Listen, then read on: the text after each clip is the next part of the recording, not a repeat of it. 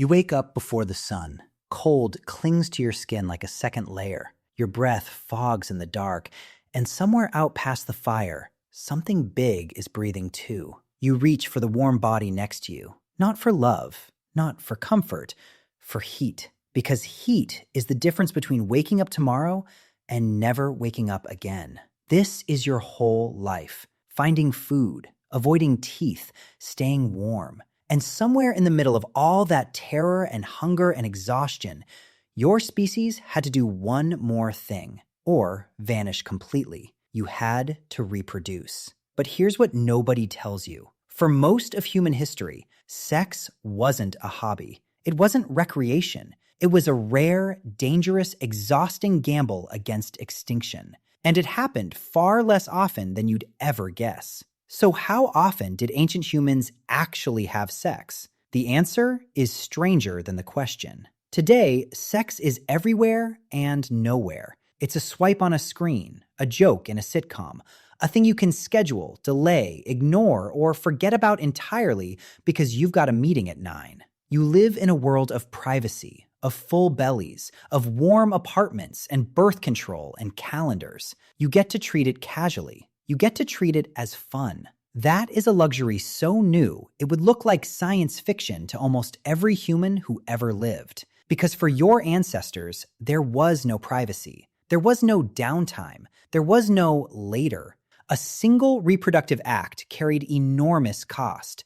Energy you couldn't spare, risk you couldn't afford, a pregnancy that could kill. Ancient humans didn't have a lot of sex. They had exhausting, brutal, physically demanding lives, and that changed everything about how often it actually happened. You think this is a story about intimacy. It's really a story about survival math. Here's what this video is going to prove. That ancient human sexual behavior wasn't driven by desire the way you assume, but by a hidden set of survival pressures so severe they shaped your body, your instincts, and your relationships to this very day. The first force is starvation. Your body will not make a baby when it thinks you're dying. It's not a choice.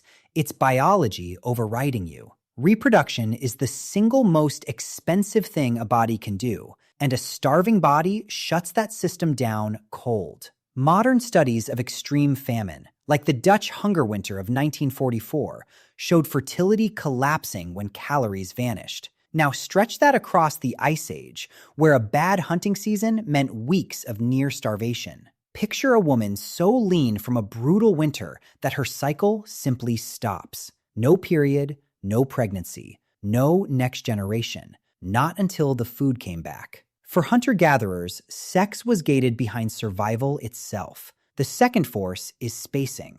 This one genuinely shocks people. Modern hunter-gatherer groups, like the Kung San of the Kalahari, studied by anthropologists in the 1960s and 70s, tended to space their children roughly 4 years apart. 4 years. Not because of some rule, but because a mother carrying one child for miles across open land physically couldn't manage a second infant at the same time. Constant breastfeeding suppressed ovulation naturally. So imagine years passing between pregnancies, not from lack of trying, but from a body that refused to conceive while it was still keeping one child alive. And the third force, maybe the worst, is death. Not death after sex, death during pregnancy and birth. Skeletal evidence from ancient burial sites shows women dying young at staggering rates, many in their late teens and 20s, their pelvic bones telling the story of birth gone wrong. At sites like Catalhoyuk in Turkey, around 9,000 years old,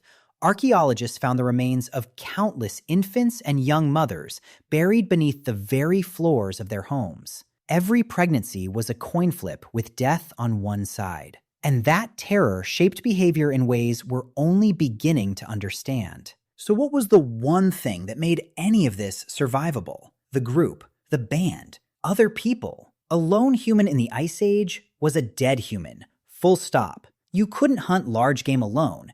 You couldn't defend a camp alone. And you absolutely could not raise a child alone. Survival ran entirely on the bonds between people, and sex sat right at the center of those bonds. Not just making children, but cementing the alliances that kept everyone alive. Think about Ötzi, the Iceman, discovered frozen in the Alps in 1991, dead around 5,300 years. He wasn't wandering alone by choice. He carried tools made by many hands, clothing stitched from multiple animals, knowledge passed down through generations. His entire survival kit was proof that no one made it without a group. Now, scale that back tens of thousands of years to a world with no metal, no farms, no maps. The pair bond, the family, the band. That was your only technology against a world designed to kill you. Lose your people and you lost everything. But here's the part nobody talks about. That scarcity, all that spacing and hardship and risk, may have accidentally built the deepest parts of what makes you human. Because when children come years apart and each one demands enormous care, something has to hold the group together across all that time. You get long-term bonds. You get fathers who stick around. You get grandmothers who help raise grandchildren instead of having more of their own. Anthropologists call this last one the grandmother hypothesis, and it may explain why human women live decades past their fertile years, almost unheard of in the animal world. Scarcity forced cooperation. Cooperation forced attachment. And attachment, that ache you feel when someone you love walks out the door, may have been forged in a world where losing your people meant losing your life. The thing you call love might just be survival wearing a softer face.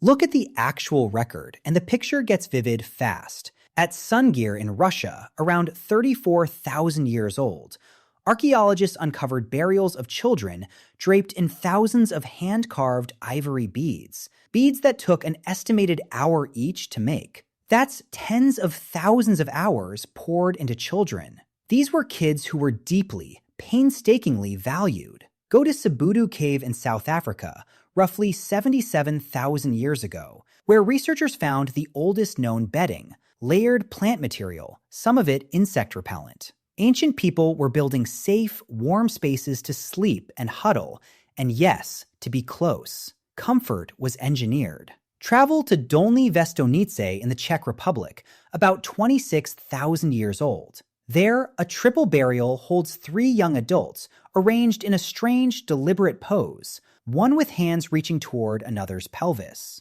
We may never know the full story, but it screams that reproduction and death were tangled together in the ancient mind. Look at the so-called Venus figurines, carvings like the Venus of Willendorf, around 25,000 to 30,000 years old, found across Europe. Exaggerated hips, breasts, bellies. Whatever they meant, fertility itself was worth carving into stone and carrying for a lifetime. And return to Catalhoyuk, that dense clay town in Turkey, where the dead were buried right under the sleeping platforms. Life, sex, birth, and death all happened in the same few square feet. There was no separating them. There was only the cycle, pressed into the floor beneath their feet. So why did any of this shape us so permanently? Anthropologist Helen Fisher at Rutgers University spent decades studying the biology of human attachment, and she argued that humans evolved 3 distinct brain systems,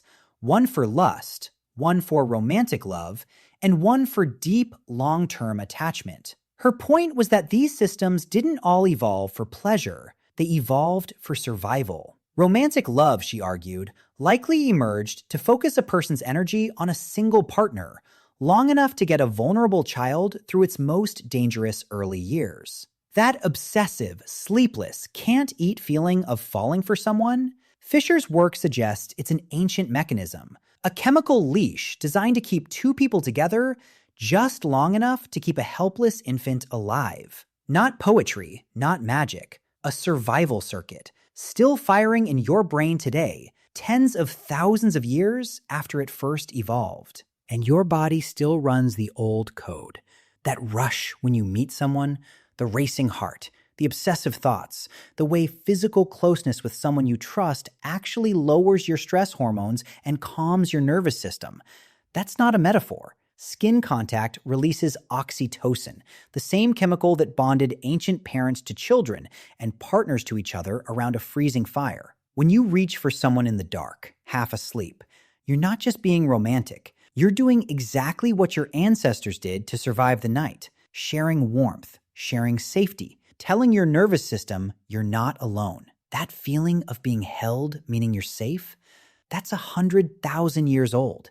It lives in your skin. You never learned it. You inherited it. So come back to that cold morning, the dark, the fog of your breath, the warm body beside you that means another day of being alive. Now you know what was really happening. The starvation that shut fertility down, the years spaced between children, the birth that could kill, the group that was your only weapon, the scarcity that accidentally built love, the beads, the bedding, the burials, the carved stone hips, and the ancient circuit still humming in your chest right now. Ancient humans didn't have much sex. They had something rarer and heavier and more human than we ever gave them credit for. Every one of us is the end of an unbroken chain. Hundreds of thousands of nights where somebody chose to stay close and survive. You're not the exception to that story. You're the proof it worked.